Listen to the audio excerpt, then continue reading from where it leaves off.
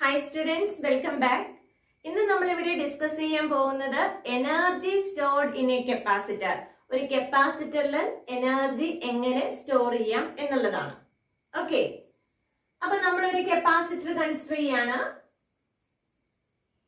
ഈ കപ്പാസിറ്ററിൽ നമുക്ക് എനർജി സ്റ്റോർ ചെയ്യണം. എനർജി സ്റ്റോർ ചെയ്യാനായിട്ട് നമ്മൾ എന്ത് ചെയ്തിട്ടുണ്ട്? ഒരു സെല്ലിലേക്ക് കണക്ട് ചെയ്തു. ഓക്കെ, അങ്ങനെ സെല്ലിലേക്ക് കണക്ട് ചെയ്യുമ്പോൾ വി വോൾട്ടേജ് ഉള്ള ഒരു സെല്ലിലേക്കാണ് കണക്ട് ചെയ്തിരിക്കുന്നത്. ഇവിടെ നിന്ന് ചാർജ് ഫ്ലോ ചെയ്ത് തുടങ്ങും. ഓക്കെ, അപ്പൊ energy stored in a capacitor എന്ന് പറയുമ്പോൾ നമുക്ക് എപ്പോഴും ഓർമ്മ വരുന്നത് നമ്മുടെ മൊബൈൽ ഫോൺ, അതുപോലെ തന്നെ വേറെ അല്ലെ ടോർച്ച്, അങ്ങനെയുള്ള സാധനങ്ങളെല്ലാം നമ്മൾ ചാർജ് ചെയ്യാൻ ഇടാറുണ്ട്. ചാർജ് ചെയ്യാൻ ഇടുമ്പോൾ എന്താ സംഭവിക്കുക? നമ്മള് സ്വിച്ച് ഓൺ ചെയ്ത് കഴിയുമ്പോഴത്തേക്കും ഒറ്റയടിക്ക് ചാർജിങ് കയറുവാണോ ചെയ്യുക? അല്ല. ഇപ്പൊ നമ്മൾ മൊബൈൽ ഫോൺ ചാർജ് ചെയ്യാൻ ഇട്ട് കഴിഞ്ഞിട്ടുണ്ടെങ്കിൽ അല്ലെ, ഒരു ഫുൾ ചാർജ് ആവണേൽ ഒരു ഹാഫ് ആൻ അവർ എങ്കിലും അല്ലെങ്കിൽ 1 hour എങ്കിലും മിനിമം നമുക്ക് ആവശ്യമുണ്ട് ആണല്ലോ. ഫാസ്റ്റ് ചാർജിങ് ആണെങ്കിൽ പെട്ടെന്ന് ചാർജ് ആവും. എന്നാലും അവിടെ ചാർജിങ് ഒറ്റയടിക്ക് നടക്കുവാണോ? അല്ല, വളരെ സ്ലോയിൽ എന്ത് ചെയ്യാണ്? ചാർജ് കുറേശ്ശെ കുറേശ്ശെ കയറി കയറി കയറി കയറി ഫുൾ ചാർജ് ആവാണ്. ഓക്കെ, അങ്ങനെ ചാർജ് എന്ത് ചെയ്യാണ്? സ്റ്റോർ ചെയ്യുന്നത് അല്ലെ. ആ ചാർജ് സ്റ്റോർ ചെയ്യുന്ന അവിടെയുള്ള വർക്കാണ്. ആര് ചെയ്യുന്ന വർക്ക്? ബാറ്ററി ചെയ്യുന്ന വർക്കാണ് അവിടെ എന്തായിട്ട് സ്റ്റോർ ചെയ്യുക? എനർജി ആയിട്ട് വരിക. ഓക്കെ, അപ്പൊ ഈ ബാറ്ററി എന്ത് ചെയ്യുന്നുണ്ട്? ചാർജിനെ കുറേശ്ശെ കുറേശ്ശെ എന്ത് ചെയ്യുന്നുണ്ട്? ഈ കപ്പാസിറ്ററിലേക്ക് നിറയ്ക്കുകയാണ്. അപ്പൊ അവിടെ ആ ബാറ്ററി ചെയ്യുന്ന വർക്കാണ് അവിടെ എന്തെന്ന് വരിക? എനർജി ആയിട്ട് സ്റ്റോർ ചെയ്യാം. ഓക്കെ, അപ്പൊ നമുക്ക് വർക്ക് എന്താണെന്നുള്ളത് നോക്കാം. Work W is equal to നമുക്കറിയാം ഫോഴ്സ് ഇൻറ്റു ഡിസ്പ്ലേസ്മെന്റ്. ഓക്കെ, നമ്മൾ മാക്സിമം വർക്ക് ഡൺ എടുത്തേക്കാണ്. Work done is equal to force into displacement. Okay, ഇനി ഫോഴ്സ് എന്ന് പറയുന്നത് നമുക്കറിയാം F is equal to Q into E ആണ്. QE അല്ലെ, നമ്മൾ പഠിച്ചിട്ടുള്ള കോൺസെപ്റ്റ് എല്ലാം ഒന്ന് കൊണ്ടുവന്നേ. Force is equal to QE ആണ്. QE into D.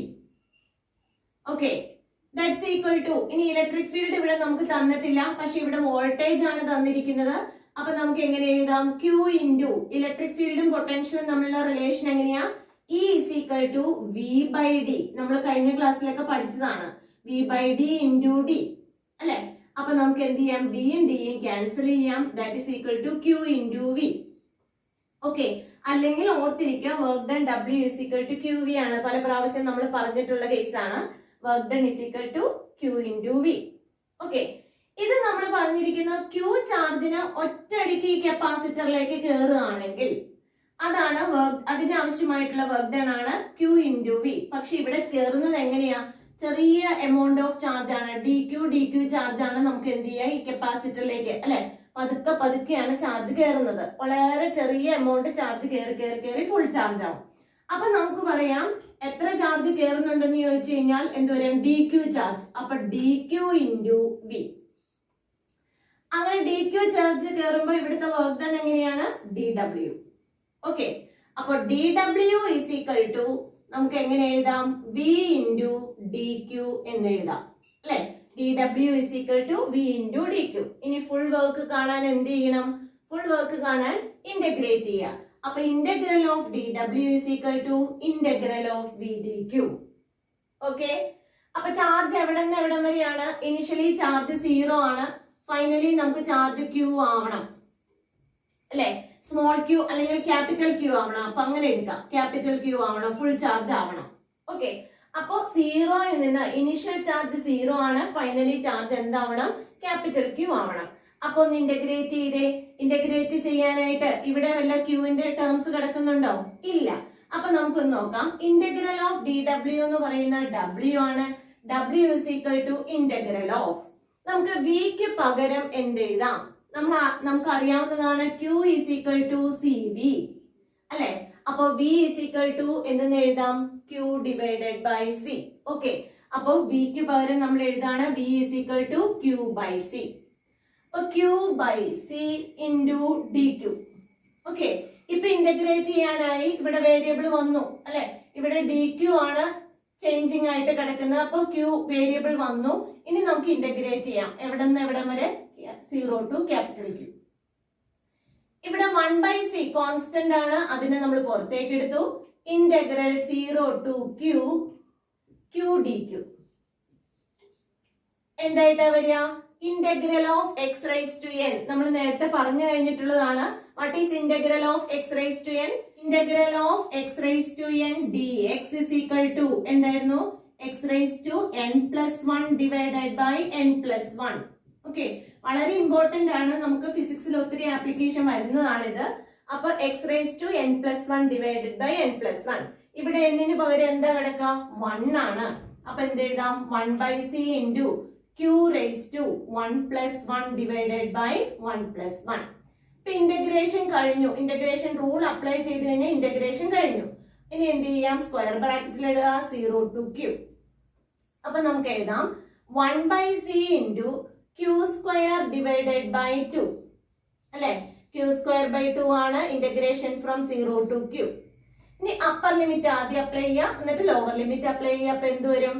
1/c into capital Q അല്ലെ? ആദ്യം അപ്ലൈ ചെയ്യുക. Capital Q square divide by 2 minus, ഇനി ക്യൂവിന് പകരം എന്ത് കൊടുക്കുക? 0 കൊടുക്കുക. 0 സ്ക്വയർ ഡിവൈഡ് ബൈ 2.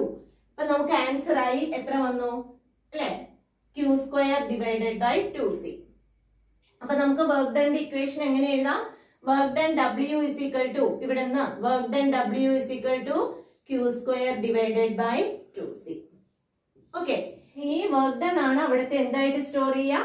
എനർജി ആയിട്ട് സ്റ്റോർ ചെയ്യുക. Then energy stored in a capacitor is equal to q square divided by 2c. Okay, അപ്പൊ പെട്ടെന്ന് നിങ്ങൾക്ക് ഇക്വേഷനിലേക്ക് വരാൻ പറ്റുന്നില്ലെങ്കിൽ നമ്മൾ എന്ത് ചെയ്യുക?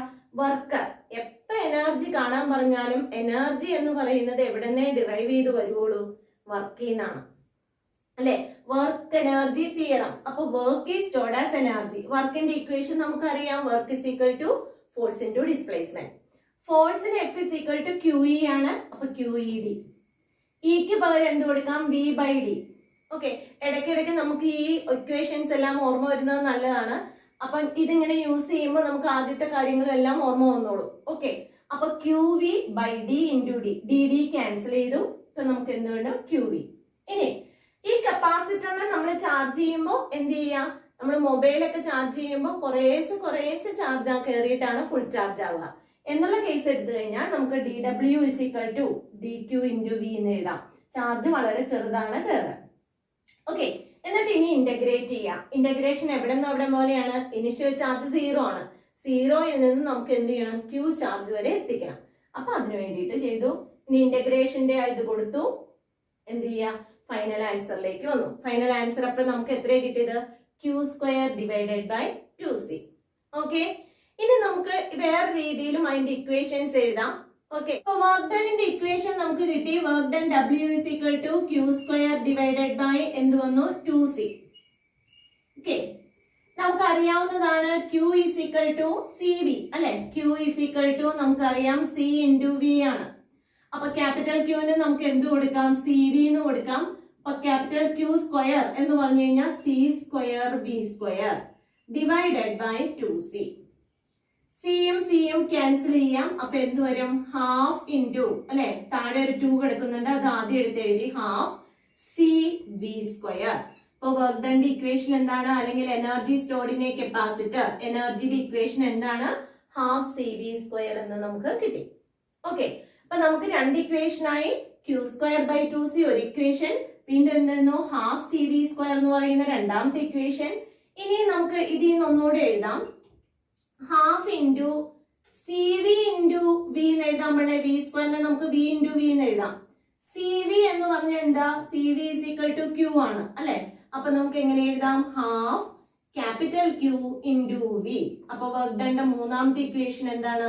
Work done is equal to half Q V. Okay, അപ്പൊ മനസ്സിലാക്കി നമ്മൾ പഠിക്കാം. അപ്പൊ work done is equal to half Q V എന്ന് നമുക്ക് കിട്ടി. ഓക്കെ, ഓരോ റീഅറേഞ്ച്മെന്റ്സും എങ്ങനെയാണ്? ഒരു ഇക്വേഷൻ വർക്ക് ഡൺ ചോദിച്ചാൽ അല്ലെങ്കിൽ എനർജി ചോദിച്ചാൽ വർക്കിൽ നിന്ന് വരണം. അപ്പൊ നമ്മൾ നന്നായി മനസ്സിലാക്കി പഠിച്ചു കഴിഞ്ഞാൽ വളരെ ഈസിയാണ് ഫിസിക്സ് അല്ലെ? നമുക്ക് ഒന്നിൽ ഒന്നിലേക്ക് ഇങ്ങനെ കണ്ടിന്യൂസ് ആയിട്ട് ഇങ്ങനെ പോകാനായിട്ട് പറ്റും. അപ്പൊ നമ്മുടെ energy stored in a capacitor, കപ്പാസിറ്ററിൽ സ്റ്റോർ ചെയ്യുന്ന എനർജിയുടെ ഇക്വേഷൻ ആണ് പഠിച്ചത്. എനർജിയുടെ ഇക്വേഷൻ 3 എണ്ണം ഉണ്ട്. ഏതൊക്കെയായിരുന്നു? എനർജിയെ നമുക്ക് യു എന്ന് എഴുതാം. Energy is equal to half C V square. energy is equal to Q square divided by 2C. Again, energy is equal to half QV. ഇങ്ങനെ 3 ഇക്വേഷൻ ആണ് എനർജിക്കുള്ളത്. ഓക്കെ, അപ്പൊ ഇനി നമുക്ക് എനർജി ഡെൻസിറ്റി എന്താണെന്നൊന്ന് നോക്കാം. Okay, energy density. Energy density എന്ന് പറഞ്ഞു കഴിഞ്ഞാൽ എന്താ, ജനറലി നമ്മൾ പറയുന്നതല്ലേ ഡെൻസിറ്റി പറയുമ്പോൾ energy stored per unit volume. Okay, എന്താ എനർജി ഡെൻസിറ്റി എന്ന് പറയാം? Energy density is equal to energy density. Energy density is equal to energy stored. Energy stored എന്ന് പറഞ്ഞു കഴിഞ്ഞാൽ U divided by unit volume. Volume ആണിത്. Okay, potential അല്ല, volume. Energy stored per unit volume. എനർജിയുടെ equation നമുക്കറിയാം. Energy is equal to half C V square അല്ലെ. Half C V square നമ്മൾ ആദ്യത്തെ ഇക്വേഷൻ എടുത്ത് എഴുതാണ്. Half C V square divided by volume. Okay, volume എന്ന് തന്നെ എഴുതുക. ഈ വി പൊട്ടൻഷ്യൽ ആണ്, ഈ വി എന്ന് പറയുന്നത് വോളിയം ആണ്. അപ്പൊ വോളിയം എന്ന് തന്നെ നമ്മൾ എഴുതിയാൽ മതി. ഇനി നമ്മൾ ഒരു കപ്പാസിറ്ററിന്റെ കേസ് കൺസിഡർ ചെയ്യുകയാണെങ്കിൽ, ഒരു കപ്പാസിറ്റർ, ആ കപ്പാസിറ്ററിന്റെ ഏരിയ എ ആണ്, ഇതിനിടയ്ക്കുള്ള ഡിസ്റ്റൻസ് എത്ര വരും? ഡി ആണെങ്കിൽ വോളിയം ഇസ് ഈക്വൽ ടു നമുക്ക് എന്തെന്ന് പറയാം? Volume is equal to area into distance അല്ലെ വോളിയം. അപ്പൊ വോളിയത്തിന് പകരം വോളിയം ഇസ് ഈക്വൽ ടു നമുക്ക് എന്ത് കൊടുക്കാം? Area into distance. ഓക്കെ, ഇനി കപ്പാസിറ്റൻസ് ഓഫ് ദി കപ്പാസിറ്ററിന്റെ വാല്യൂ എത്രയാണ്? C is equal to epsilon 0 A divided by D. ഇത് നമ്മൾ പഠിച്ചിട്ടുള്ളതാണ്. Capacitance of a capacitor is epsilon 0 A divided by D. ഇനി ഈ രണ്ട് വാല്യൂസ് നമ്മൾ ഇതിനകത്തേക്ക് ഒന്ന് സബ്സ്റ്റിറ്റ്യൂഷൻ കൊടുത്തു കഴിഞ്ഞാൽ half into epsilon 0 A divided by D into V square divided by വോളിയത്തിന് നമുക്ക് എന്തെന്ന് കൊടുക്കാം? Area into distance. Okay, area into distance. Okay, അപ്പൊ നമുക്ക് ഈ ഡി താഴേക്കാണ് വരിക. അപ്പൊ എന്ത് വരാം? നമുക്ക് half epsilon 0 A B square divided by A D square. Area cancel ചെയ്തു. ഇനി half epsilon 0 into V square by D square. What is V by D? V by ഡിനെ കുറിച്ച് നമുക്ക് അറിയാവുന്നതാണല്ലോ. Potential divide by distance that is equal to electric field അല്ലെ. Potential by distance എന്ന് പറയുന്നത് electric field ആണ്.